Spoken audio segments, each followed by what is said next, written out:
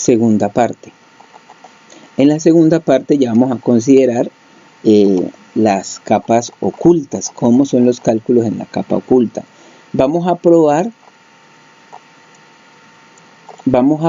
que este delta J es igual a Y' a la derivada de la función con la entrada J aquí por la sumatoria de los pesos por delta I. Lo que quiere decir esto es que el error que se produce aquí es proporcional a los nodos que él toca, que este nodo J toca. Miren que él aquí está tocando 1, 2 y 3 nodos.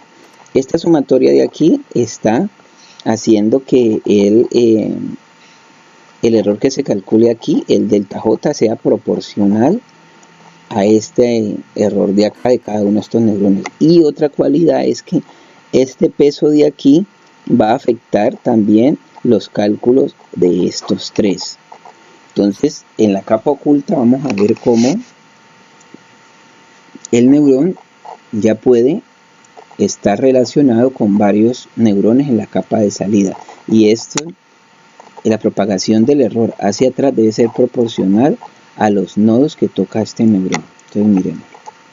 Y el peso, también vamos a demostrar que el peso es igual al peso nuevo, igual al peso actual, más factor de aprendizaje por la entrada acá, por delta J.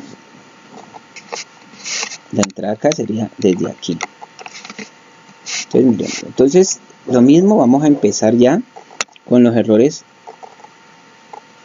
Seguimos el error de acá, porque en la única capa que nosotros conocemos el error es aquí. Entonces necesitamos también disminuir el error acá respecto a los cambios de los pesos en la capa intermedia, llamémoslo así, en esta capa de acá. Entonces vamos a calcular la derivada del error respecto al cambio del peso, a la derivada del peso. El cambio del error respecto al cambio del peso. Entonces reemplazamos, mire que aquí ya conservamos la sumatoria por aquello de lo que le decíamos ahora. Aquí este neurón puede estar influenciando a varios en la capa de salida. Entonces conservamos ya la sumatoria. Entonces eso va a ser igual a la derivada de y menos AI. AI es la activación acá en la capa de salida, que es lo mismo decir la función por las entradas por sus pesos. Entonces sigamos. Sobre 2 es la derivada de WK. Mire que aquí estamos WKJ, aquí estamos derivando ya por el peso en KJ. Este índice lo han de tener en cuenta. Entonces aquí estamos reemplazando ese medio, derivamos y eso da la sumatoria de I hasta N de Y menos la activación acá en este neurón por la derivada de Y menos ahí. O sea, aquí estamos haciendo el arreglo de la cadena. La derivada de aquí se baja el 2 y entonces se cancela con este 2 de acá. O la derivada interna sobre el peso. Entonces esto da, este de aquí, la derivada de este de aquí tiende a 0, entonces da menos, este menos sale acá, da menos la sumatoria de y por la y menos AI por la derivada de AI, o sea, la activación del neurón de la capa de salida, sobre el peso, los pesos en la capa en WK, en la capa intermedia, llamémosle así, menos. Ahora, esto llamémoslo, esto es lo mismo que tener la función de activación, la derivada de G-in, o sea, AI es igual a G-in, o sea, la función de las entradas por los pesos,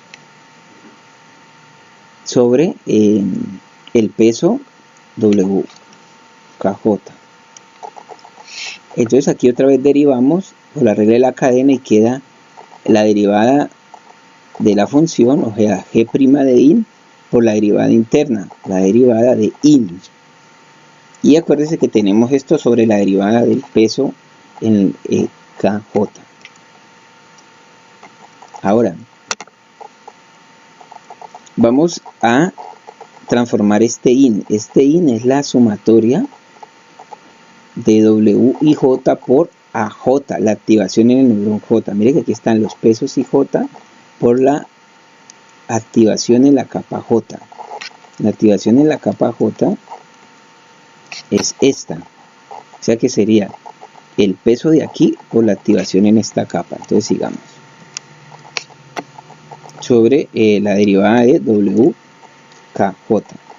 Miren que estos dos índices son diferentes y no los podemos llevar ahora a retirarlos como hicimos en el paso anterior.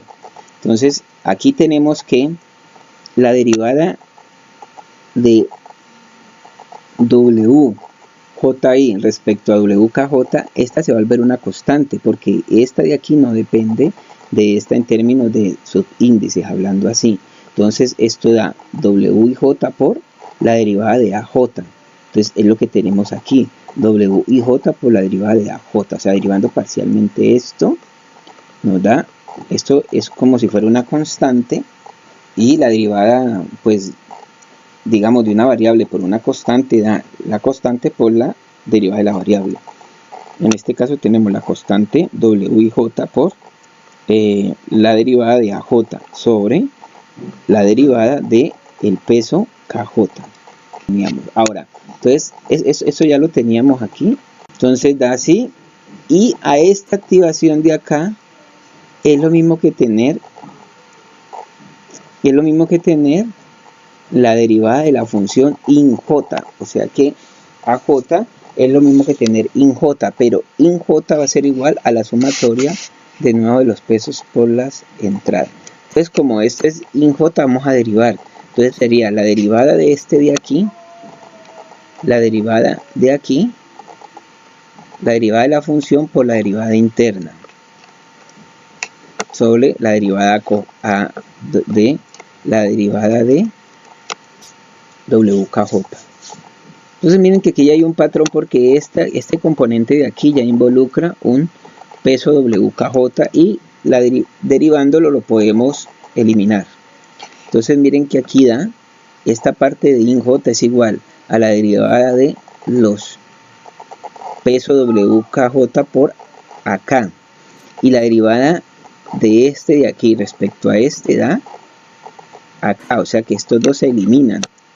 En términos generales, pues simbólicamente la derivada de este de aquí respecto a lo mismo de acá da este factor de aquí. Ahí lo estamos representando simbólicamente, se eliminan y da acá. Entonces queda menos sigma de delta I por W y J por la derivada de la función in J por acá.